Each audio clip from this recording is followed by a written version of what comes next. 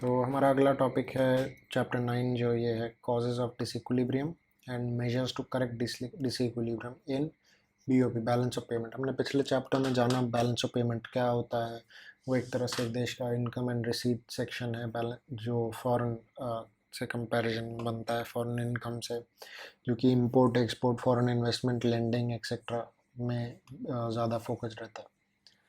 अभी डिसइक्विलिब्रियम का पहले मैं मतलब बता दूं। डिसइक्विलिब्रियम लास्ट में जब मैंने पिछले चैप्टर में बताया था कि एक बैलेंस बचता है इनकम एक्सपेंस इनकम ज़्यादा एक्सपेंस कम, तो एक देश का रेवेन्यू जो है रिजर्व्स जो है रेवेन्यू नहीं रिजर्व्स जो है वो बढ़ जाते हैं, और इनकम कम एक्सपेंस ज़्यादा तो रिजर्व्स जो है कम हो जाते हैं। तो ये मैंने बताया था। तो ये दोनों सिचुएशन जो है डिसइक्विलिब्रियम। इक्विलिब्रियम कौन सा हुआ, इनकम और एक्सपेंस दोनों सेम है, ये इक्विलिब्रियम होता है। बट ये जो है ये डिसइक्विलिब्रियम है। फिर यहाँ पे हम टाइप्स की बात करें, बेसिकली 4 मेन टाइप होता है: short run, long run, cyclical, structural. Short run long run आप नाम से समझ रहे हैं, मैं फिर भी थोड़ा सा एक्सप्लेन करता हूँ। शॉर्ट रन कुछ पर्टिकुलर क्वार्टर्स के लिए रहता है या काफ़ी कम नंबर ऑफ़ ईयर्स के लिए रहता है। ये यूजुअली किस लिए आता है, बारिश नहीं हुई, नेचुरल कलामिटी आ गई, पॉलिटिकल डिस्टर्बेंस हो गई, कई सारे ऐसे छोटे रीज़न जो खाली शॉर्ट टर्म के लिए लास्ट करते हैं उनके लिए। फिर लॉन्ग रन डिसइक्विलिब्रियम अगर मैं बोलूँ तो लॉन्ग पीरियड ऑफ टाइम या क्रॉनिक कहते हैं। आईएमएफ इसको फंडामेंटल डिसइक्विलिब्रियम टर्म करता है। आईएमएफ कौन है, इंटरनेशनल मॉनेटरी फंड। फिर इसके मेन कॉजेज़ क्या होते हैं, इंपोर्ट ज़्यादा हो गया, इंक्रीज इन पॉपुलेशन एक्सेट्रा। इसके सारे हम कॉजेज़ जो हैं आगे इस चैप्टर में पढ़ेंगे। साइक्लिकल डिसइक्विलिब्रियम क्या होता है, आप सब जानते हैं। ट्रेड साइकिल 4 फेज़ में होती है। एक प्रॉस्पेरिटी का सेक्शन होता है, एक रिसेशन का, एक डिप्रेशन का, एक रिकवरी का।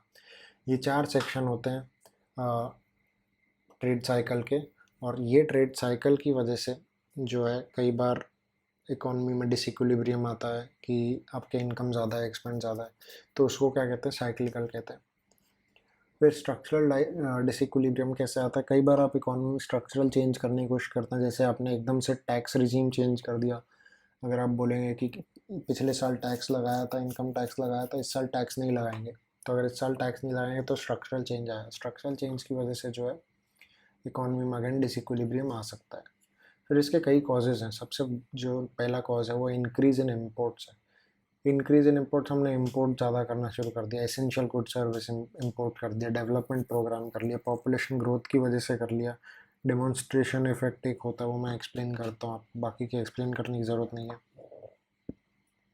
कई बार क्या होता है, जो इंक्रीज़ इन इनकम है वो और high living standard of foreigners, जब ये दोनों कंबाइन होके आते हैं तो उसको डेमोन्स्ट्रेशन इफेक्ट बोला जाता है।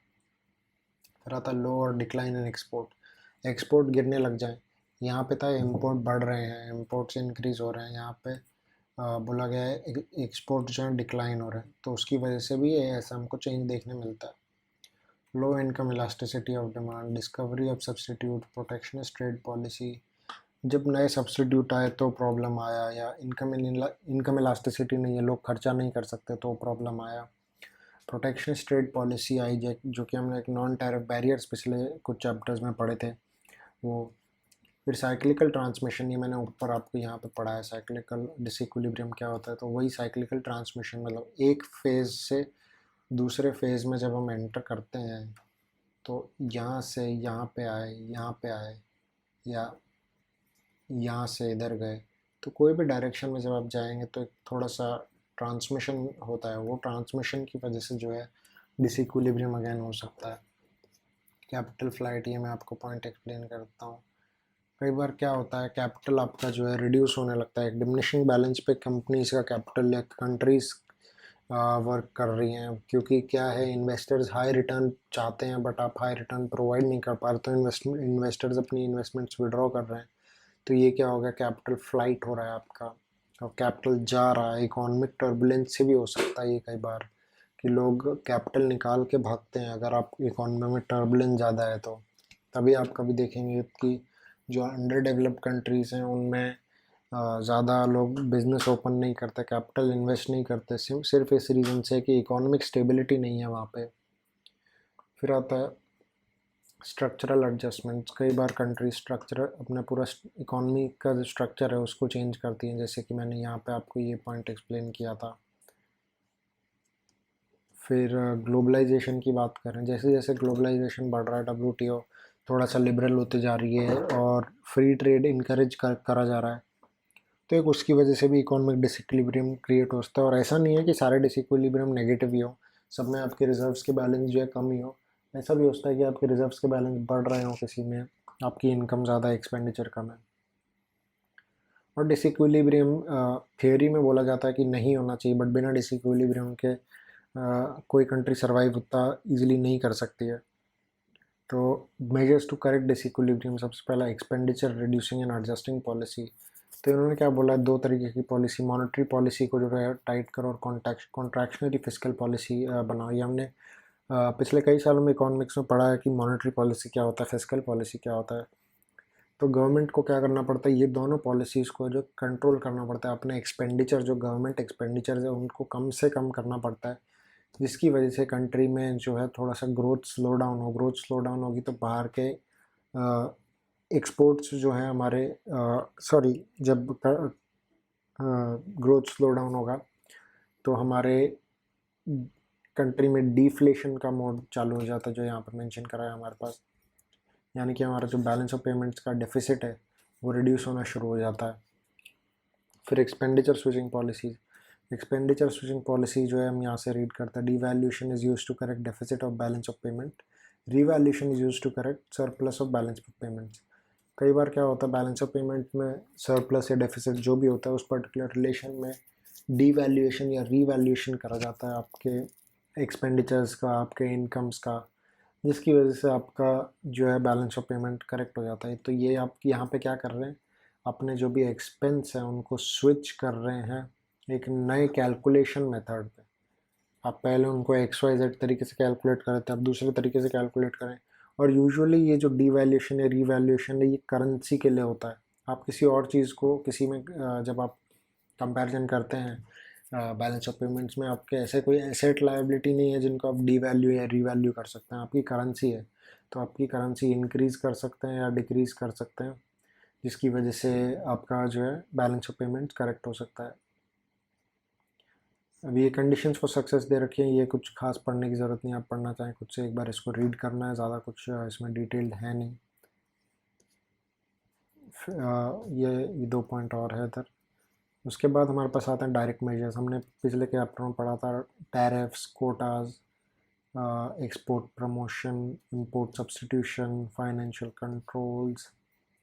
ये सारे मेजर्स हैं जो लिए जाते हैं एक कंट्री में ग्रोथ को कंट्रोल करने के लिए, इंक्रीज़ करने के लिए। आप डायरेक्टली इन पे इम्पैक्ट कर सकते हैं। टैरिफ या जो टैक्सेस हैं उनको आप इम्पोज करेंगे तो आपके इंपोर्ट या एक्सपोर्ट जो है इंक्रीज़ या डिक्रीज़ हो जाएंगे। कोटाज जो हैं आप वो इम्प्लीमेंट करेंगे तो आपके अगेन आप इंपोर्ट एक्सपोर्ट को रेगुलेट कर सकते हैं।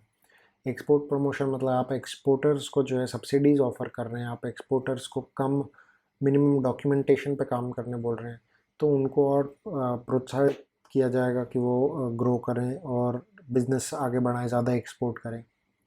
इंपोर्ट सब्स्टिट्यूशन में आप क्या बोलेंगे, कई बार ऐसा होता है कि आपके देश में इंपोर्ट जो है कम हो रहे हैं, तो सॉरी इंपोर्ट ज़्यादा हो रहे हैं, तो आप क्या करेंगे, इंपोर्ट कम करने की कोशिश करेंगे। इंपोर्ट्स को किससे सब्स्टिट्यूट करेंगे, नई फैक्ट्रीज़ ला के, नए बिजनेसेस इस्टेब्लिश करके। और वो कैसे करे जाते हैं, tax concession, technical assistance, providing scarce inputs etcetera. जब आप किसी को नया बिजनेस चालू करने के लिए प्रोत्साहित करेंगे तो ऑब्वियस सी बात है कि आपके देश में उस पर्टिकुलर प्रोडक्ट का नया मैन्युफैक्चरिंग होगा, आपको शायद से बाहर से इंपोर्ट करने की ज़रूरत कम पड़ेगी। फिर फाइनेंशियल कंट्रोल्स आते हैं। फाइनेंशियल कंट्रोल्स क्या रहते हैं, वो जो एक्सचेंज रेट्स होते हैं उनको स्टेबलाइज करने के लिए यूजुअली काम आते हैं। पर कई बार कुछ सिस्टम जैसे कुछ कंट्रीज ऐसी हैं जो मल्टीपल एक्सचेंज रेट के सिस्टम पे चलती है। मल्टीपल एक्सचेंज रेट के सिस्टम पे चलने से क्या होता है कि आपका कंट्रोल जो है धीरे धीरे कम हो जाता है। तो फिर कम कंट्रीज़ कोशिश करती हैं कि एक्सचेंज को कंट्रोल बनाए रखें, स्टेबलाइज करें अपने करेंसी को, और जो कंट्रीज़ का ग्रोथ है उसको मेंटेन करके रखें। तो ये चैप्टर भी बहुत छोटा सा था हमारा, causes of disequilibrium and measures to correct disequilibrium in balance of payments. तो अगर आपको इस चैप्टर के नोट्स बुक चाहिए, टेक्स्ट बुक चाहिए, तो फिर आप डिस्क्रिप्शन बॉक्स में चेक कर सकते हैं। नोट्स चाहिए जो इसमें मार्किंग की है, तो वो भी आपको डिस्क्रिप्शन बॉक्स में मिल जाएगा। Thank you.